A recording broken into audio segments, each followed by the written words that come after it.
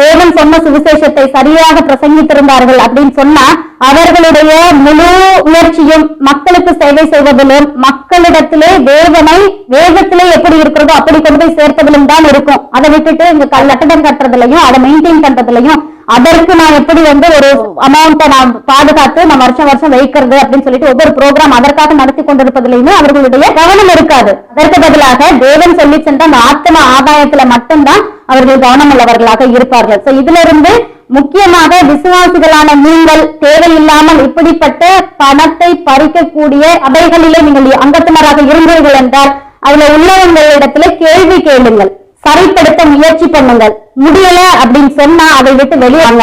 நீங்க கல்லறை தோட்டத்திலே புதைக்கப்படுவதை காட்டிலும் சாதாரணமாக ஒரு கார்பரேஷன் இடுகாட்டிலே எரியூட்டப்பட்டால் கூட நீங்க தேவனுடையவர்கள் அப்படின்னு சொன்னா நேரா சொர்க்கத்துக்கு போயிடுவீங்க.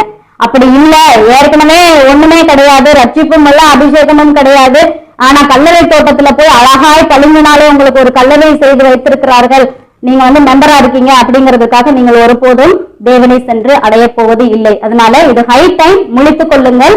தேவன் உங்களுடைய ஆவிக்குரிய கண்களை திறக்கும்படி உதவி செய்வாராக. கர்த்தர் உங்களை ஆசீர்வதிப்பார்.